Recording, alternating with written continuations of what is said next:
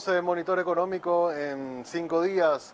Hoy está con nosotros y le agradecemos, está Rubén Ramírez, economista, ex canciller también de la Nación, actualmente también está como asesor de varios gremios y entre ellos la CAP.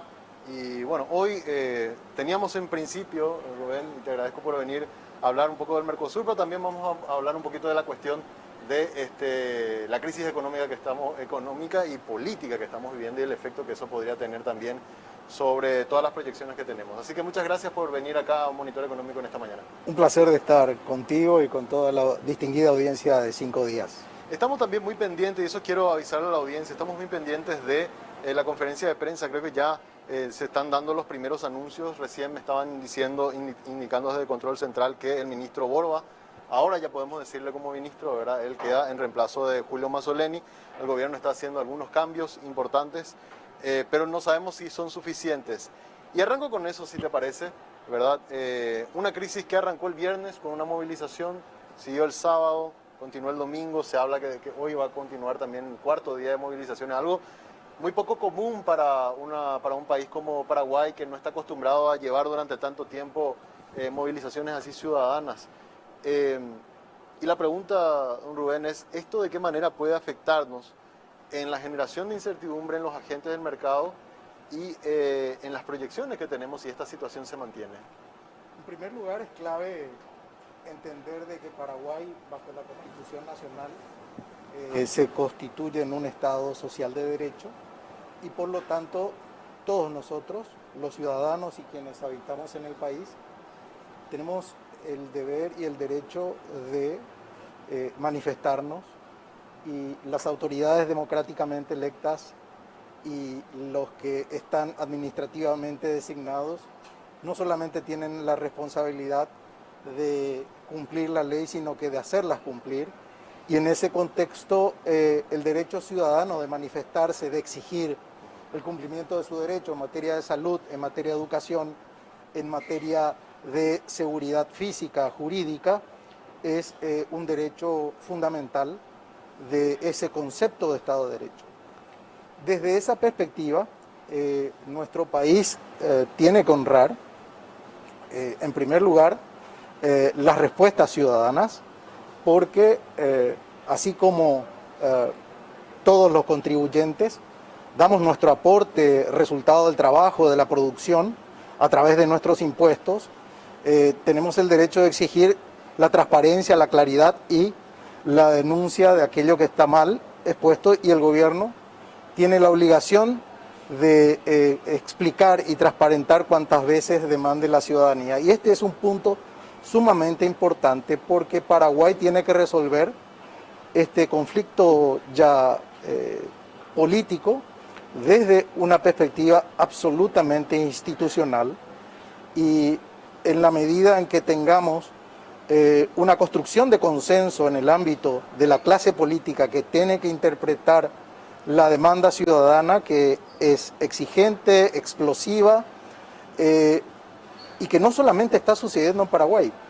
Si observamos desde el año 2019 los chalecos amarillos en París, que se extendió a toda Francia posteriormente, si observamos lo que sucedió en Chile, en Perú, en Ecuador, en Estados Unidos, donde se asaltó por primera vez en la historia hasta el propio Congreso de ese país, la situación de la pandemia también se manifiesta explosivamente en nuestro país.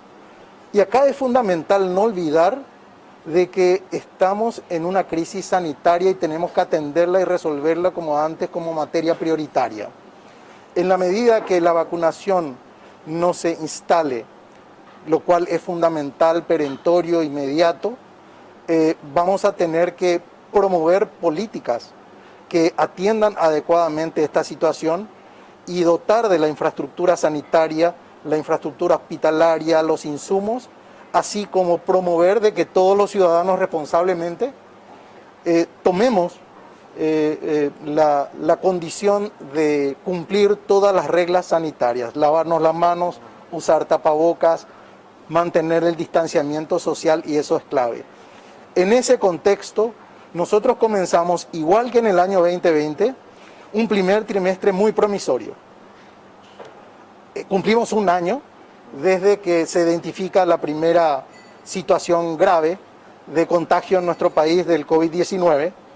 Y justamente cuando estamos proyectando un crecimiento económico bastante auspicioso para este año, no solamente explota la crisis sanitaria, sino que ahora estamos entrando en una crisis política que, reitero, nuestra clase política tiene que resolverla de manera urgente, inmediata, atendiendo y entendiendo cuál es la demanda ciudadana. Ahí te quería hacer una consulta porque yo acostumbro a ser muy pragmático. ¿Qué es lo que más nos conviene?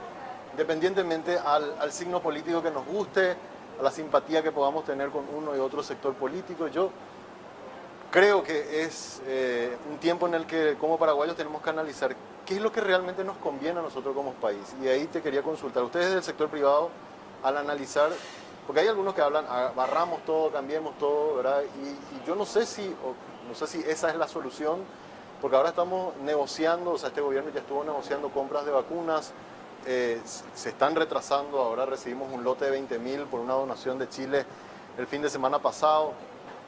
El mercado está muy sensible también a arriesgarse. El año pasado fue un año bastante complicado, se pararon las actividades casi por 3 meses, nos costó recuperarnos, pero aún así Paraguay mostró, digamos, una capacidad de resistencia y hay algunos datos muy alentadores de lo que fue el último trimestre del 2020 y lo que está haciendo ahora en este primer trimestre del año. ¿Va el cambio y el hacer vuelta de tuerca para solucionar la cuestión sanitaria por un cambio así completo, incluso un cambio de gobierno, o pensás que hay todavía oxígeno que puede tener este gobierno para hacer algunos ajustes que permitan solucionar la cuestión sanitaria, que es lo más importante, y no tener un corte de un gobierno que eso genere también una incertidumbre fuerte sobre los inversores? Desde el punto de vista institucional, la clave es respetar la Constitución y las leyes y en ese contexto encontrar una salida a una crisis política que no podemos permitir que se prolongue en un escenario de crisis sanitaria.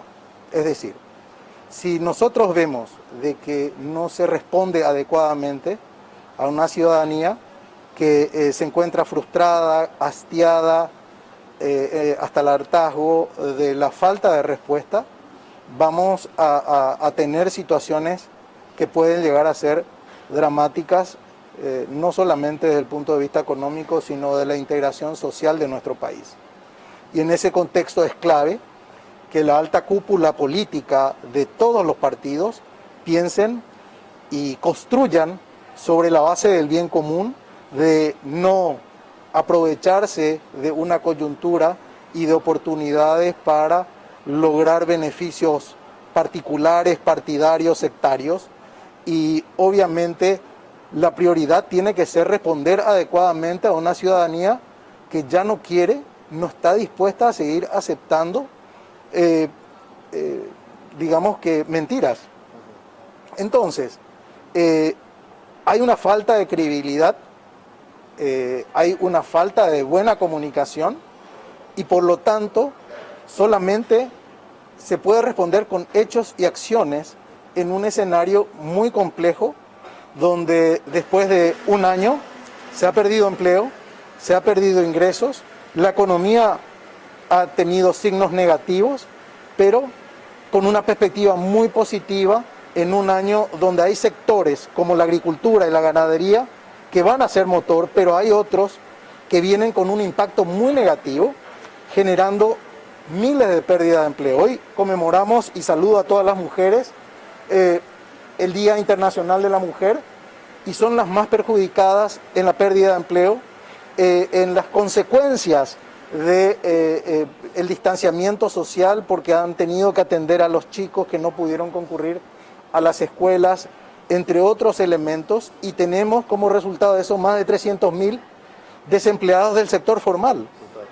Pero el 70% de los empleados son informales. Imagínense qué significa esto desde la perspectiva social, y por lo tanto debe ser un termómetro de interpretación de nuestra dirigencia política que tiene que ponerse a la altura del desafío. Ahí hace rato afuera de aire conversábamos respecto al caso Chile. Chile también pasó por una crisis algo similar a lo que estamos pasando nosotros, y la respuesta de Piñera fue inmediatamente hizo un cambio total del gabinete y tan contundente fue la reacción con respecto a la cuestión sanitaria que hoy día es el que está liderando en la vacunación, ¿verdad? Y se da el lujo de poder donarnos a nosotros 20.000 dosis de vacuna y también lo hizo con el Ecuador. Mi pregunta es si esa actitud es la que tendría que demostrar ahora Mario Abdo como para que la cuestión económica no se vea impactada y dar un mensaje a los agentes y también a la ciudadanía como para que se calmen los ánimos, y si eso no se hace podría ser perjudicial, don Rubén. Yo creo que es absolutamente necesario que el gobierno dé señales de que apunta a una transparencia, a un combate a los ilícitos y a la corrupción, no solamente cambiando cúpulas de los ministerios, sino que haciendo un cambio estructural con un nivel de priorización del gasto y la inversión pública, asegurando la calidad del ejercicio de esas inversiones, y obviamente eso necesita un trabajo que tiene que ser planteado inmediatamente para poder responder a una demanda ciudadana que cada vez se plantea más incrédula ante las sucesivas promesas en cumplimiento. Ahora, esto, si la cuestión continúa en las calles, movilizada la gente y, no sé, eventualmente vamos a un juicio, que hoy no hay los votos, hay que ser sincero también con esto. Hoy el Partido Colorado tiene una mayoría importante en el Congreso, no hay los votos para el juicio, pero sí hay una sensación en la calle muy fuerte, ¿verdad?, de protesta, ¿verdad? De alguna manera puede afectar ese 4,5% de crecimiento económico que se esperaba, con un sector terciario mucho más dinámico. Algo de eso se podría llegar a afectar si es que esta cuestión se prolonga más tiempo de lo que ya tenemos ahora, que son un par de días.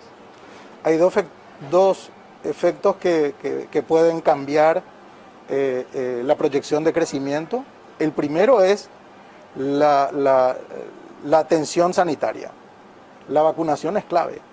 En la medida que más lento sea el ritmo de vacunación, de inmunización de nuestra sociedad, más riesgos existen de un perfilamiento de crecimiento más dinámico de nuestra economía. Ese es el primer riesgo. Efectivamente, el otro riesgo que hoy se ajusta, se agrega a esto, es el riesgo político. Y el riesgo político necesariamente tiene que ser resuelto dentro del marco constitucional y de las leyes. ¿Y por qué insisto en esto? Porque nuestro país está siendo observado en un escenario pandémico global. El tema de la seguridad jurídica, de la institucionalidad de los países, de la revisión del grado de inversión o no que pueda tener Paraguay, alcanzar finalmente, de la revisión del proceso de Gafilat, de la evaluación de los inversores externos que están buscando refugio rentables para sus inversiones, y desde los propios nacionales que tienen que tomar decisiones respecto de cuándo, en qué momento va a invertir para esa reactivación económica sea real y concreta. En la medida que estos riesgos no se resuelvan y no tengan una previsión, porque lo que se exige hoy día es previsibilidad para la economía, en la medida que no tengamos esto, realmente la dinámica del crecimiento va a ser mucho más lento y los riesgos, obviamente, de no alcanzar esos índices son reales. Así mismo es. Hacemos ahora una breve pausa, vamos a hacer un pequeño corte. También nos indican, ya que comenzó la conferencia, vamos a mirar un minuto por lo menos para tener una idea de lo que está pasando. Y a la vuelta de la pausa, después cuando volvamos a hablar, quiero meterme también en la cuestión del Mercosur, por lo menos para que nos deje un pantallazo de lo que fue el tema de invitación de hoy y estos cambios que podrían haber en la próxima cumbre. ¿Le parece, don Rubén? Con todo gusto, un placer. Muy bien, hacemos una breve pausa a la vuelta, seguimos conversando con Rubén Ramírez, limitado hoy en Monitor Económico.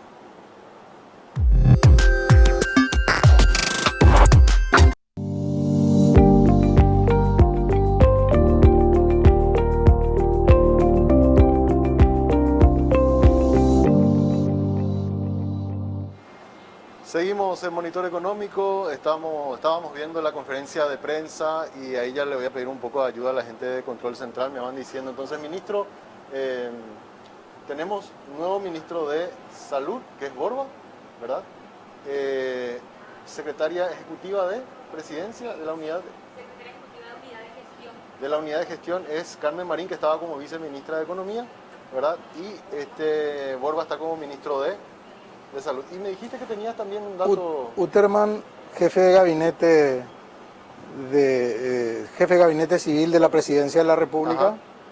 Y bueno, hay una trascendencia de que sería Hugo Cáceres el próximo ministro de Educación, pero eso lo Claro. esperaremos. Yo escuché el también anuncio. Nancy Ovelar, ¿puede Ovelar, ser?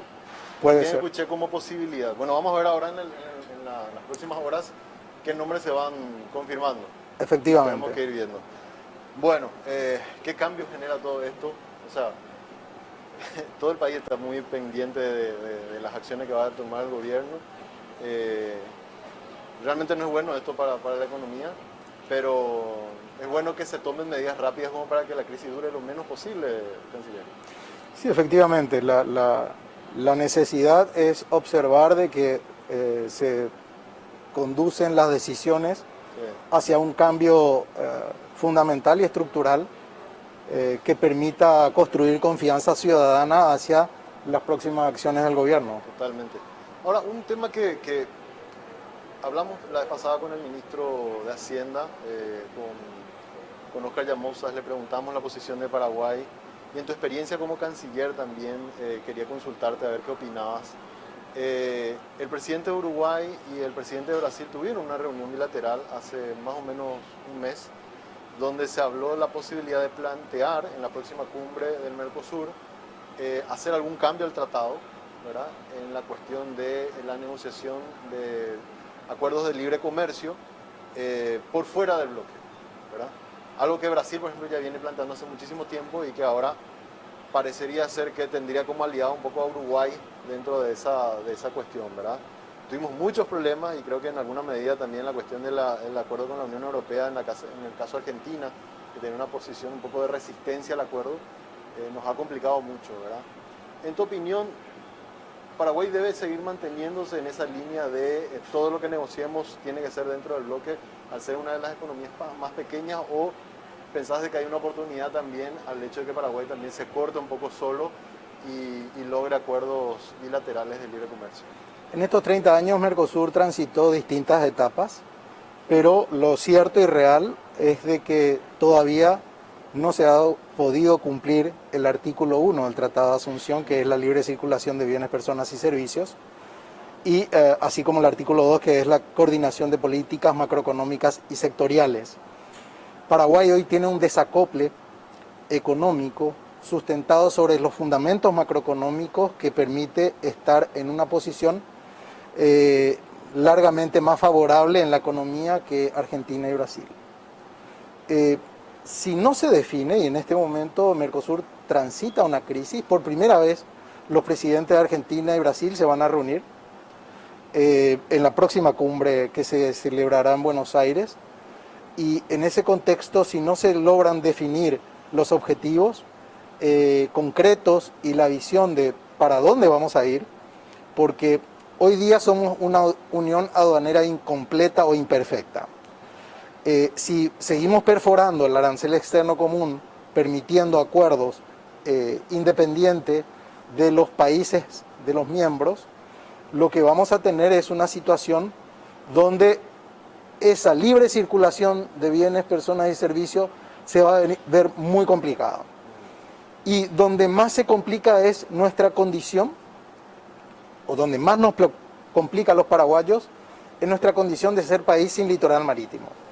En donde también nos complica es de que el Tratado de Asunción, el acuerdo del Mercosur, otorga a Paraguay la oportunidad de tener un mercado mucho más ampliado. Si esas premisas no se cumplen, para Paraguay no tiene sentido ser parte del Mercosur. Y en ese contexto Paraguay tiene que replantear toda su política comercial externa y adoptar un modelo a la chilena donde celebre la mayor cantidad de acuerdos internacionales posibles, pero preservando ese patrimonio de acuerdos que le permiten hoy aprovechar todo el esfuerzo, el sacrificio que hizo Paraguay, desarmando su política comercial anterior al Tratado de Asunción y ordenando un nivel de complejidad más importante. ¿A qué me refiero? Nosotros tenemos una serie de programas de incentivo de inversión, como la ley de Maquila, Sí. como trato especial y diferenciado respecto del origen, normas de origen, que permite a Paraguay exportar a Argentina y Brasil una serie de productos, pero que sin embargo no se traducen en lo concreto y cierto.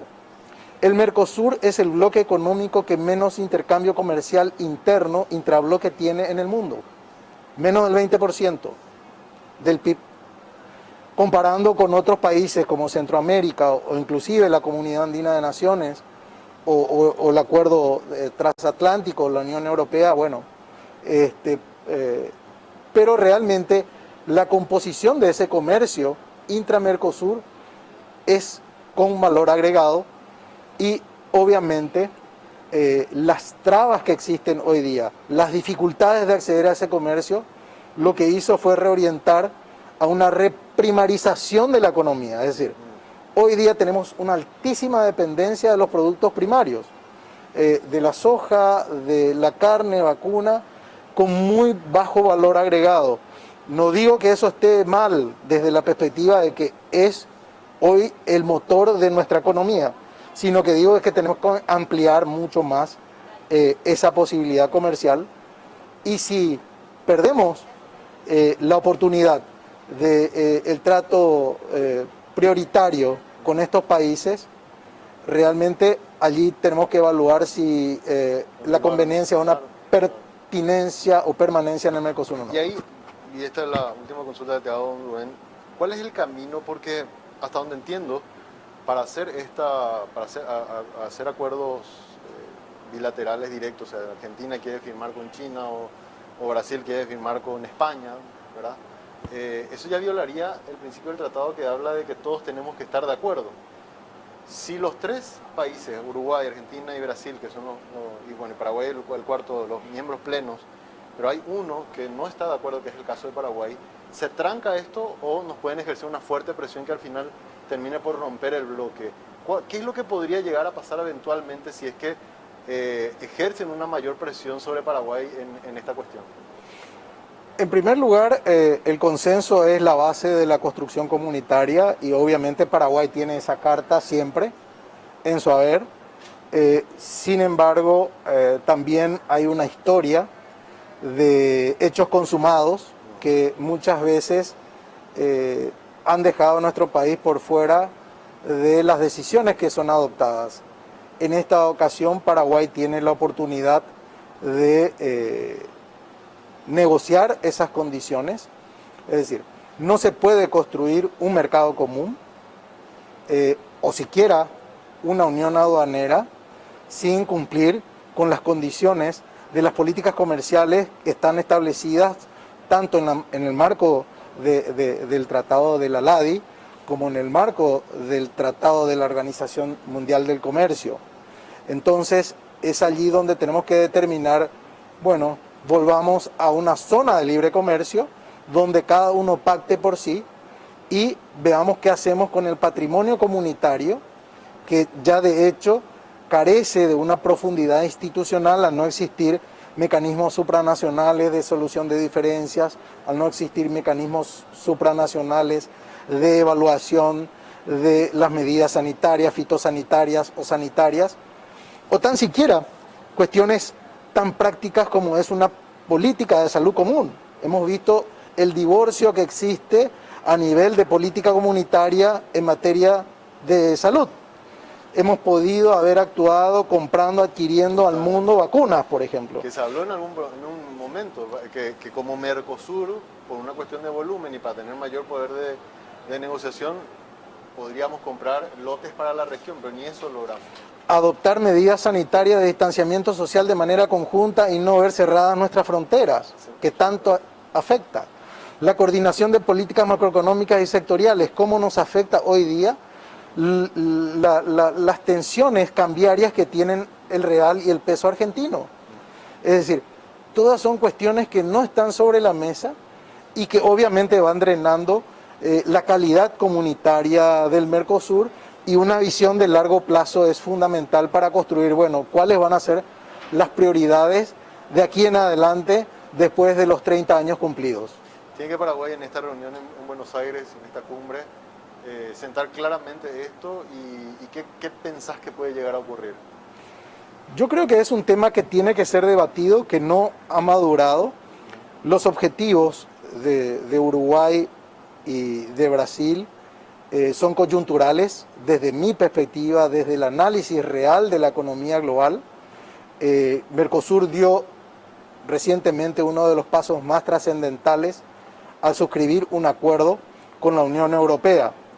Si hay un retroceso, obviamente ese acuerdo no va a poder ser implementado y vamos a perder una de las grandes oportunidades de alcanzar un acuerdo tan trascendente. No hay otro acuerdo igual a este, a nivel de Mercosur, con otro bloque de países, y hay que determinar en consecuencia cómo vamos a terminar construyendo el Mercosur que queremos, el Mercosur que deseamos y el Mercosur que le sirve a cada uno de los países. O sea, en resumen, Argentina y Brasil, que son los dos grandes, pierden más si es que rompemos todos por hacer acuerdos bilaterales, porque nos perdemos la cuestión con la Unión Europea, que ahí es donde está el gran negocio. Hablemos de cosas concretas. La política automotriz del Mercosur.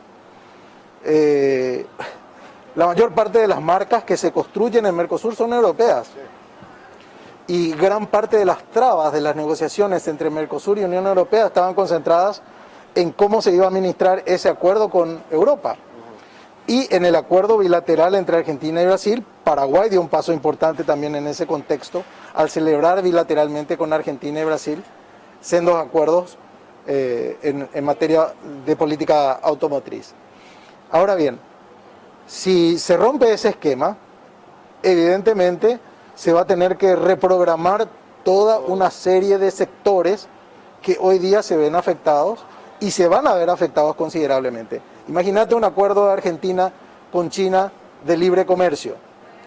Paraguay no tiene relaciones diplomáticas con China, pero China es el principal proveedor de Paraguay, seguido de Brasil y Argentina. Perforando ese arancel externo, donde China va a tener mejores condiciones que Paraguay para exportar, ¿dónde van a ir aquellos sectores que hoy exportan a ese mercado con valor agregado? Es decir, es muy complejo, pero sumamente delicado, y Paraguay tiene que tener una posición estratégica, porque el Mercosur, más allá de un acuerdo comercial, más allá de una visión mercantilista, es un acuerdo necesariamente geopolítico. No nos podemos mudar, estamos con el vecindario que tenemos y tenemos que alcanzar acuerdos que sean realmente útiles y beneficiosos para todos los ciudadanos del Mercosur. Así mismo. Canciller, te agradezco muchísimo tu tiempo, gracias por compartir hoy con nosotros, con la audiencia de Canal 5 Días, y bueno, agradecerte por la visita. Ojalá podamos tenerte próximamente para seguir analizando más temas. Hoy la coyuntura nos hizo mover un poco porque queríamos profundizar, por eso hablamos también de la cuestión del Mercosur, pero creo que podemos prontamente tenerte de nuevo en este espacio. Muchísimas gracias, un placer de estar siempre contigo, con toda la distinguida audiencia de Canal 5 Días, y obviamente a disposición. Muchas gracias. Así estuvo con nosotros Rubén Ramírez, economista, ex canciller de la Nación. Vamos a una breve pausa, a la vuelta venimos con la parte final del programa.